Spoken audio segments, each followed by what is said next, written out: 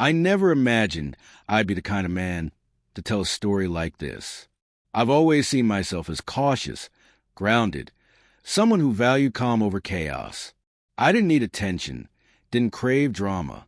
All I ever wanted was love, loyalty, and a life of quiet stability. Her name was Alora.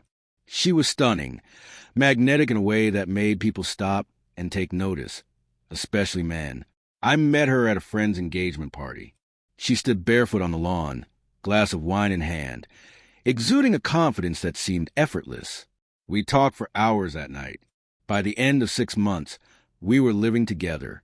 A year later, we were married. In the beginning, she made me feel alive in ways I hadn't thought possible. She would pull me close in crowded rooms, whisper things that made my chest tighten, her eyes sparkling with mischief. Life would have felt exciting, unpredictable. But I now realize I mistook danger for passion. The warning signs were subtle, but they were there. Her phone was always face down. She disappeared for hours with no explanation. Mood swings came suddenly. And whenever I asked questions, the blame somehow always shifted to me. I gave her space, perhaps too much, thinking love meant patience and trust. Everything changed one ordinary Wednesday night. She came home late, hair perfectly styled, perfume lingering, eyes glazed as if she'd been drinking. I was in the kitchen, waiting quietly. I didn't yell. I didn't accuse. I asked calmly, "Where were you?" She scoffed. "Why do you always do this?" she snapped. "I'm not a child. You don't own me." "I never said you did." I replied, "But we're married. I think I deserve honesty when you vanish for hours without a word." She rolled her eyes. "God, you're so insecure. I was out with friends. Do I need your permission now?" "You don't need it," I said, "but I do need honesty." That's when she laughed, a sharp, bitter sound. "I sleep with whoever I want," she said, voice thick with wine.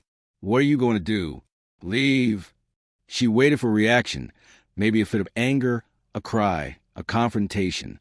But I didn't give her the satisfaction. I stared at her, really looked at her for the first time in years, and realized I was no longer looking at my wife. I was staring at a stranger wearing her face. I didn't respond. I simply walked past her, went to the guest bedroom, closed the door, and locked it. She knocked once, laughed again. "Be dramatic if you want." Still, I said nothing. The next morning, I packed a suitcase and left for my brother's house. No note, no message. I disappeared quietly. 2 weeks later, the divorce papers arrived. Everything was prepared, precise and clean. She called once. I didn't answer. Then came the messages, angry at first, then pleading, desperate. I mean it. "Please, don't throw us away. Let's talk." By then, I was already gone, mentally, emotionally, spiritually. Words spoken with pride cannot undo actions steeped in betrayal. She thought her arrogance and mockery would break me, but it was her mistake. I rebuilt my life in silence. I moved to a quiet home in the mountains, worked remotely, focused on myself. The loneliness was sharp at first, but it faded. In its place came freedom, peace, self-respect. People ask if I regret not fighting harder for our marriage. I don't. Love is not a battlefield, where endurance is mistaken for devotion. It should feel safe. And when she mocked me, when she bragged and waited for me to explode, I understood the truth. My silence was not weakness. It was strength. It was dignity carried intact. And that silence spoke louder than anything she had ever said.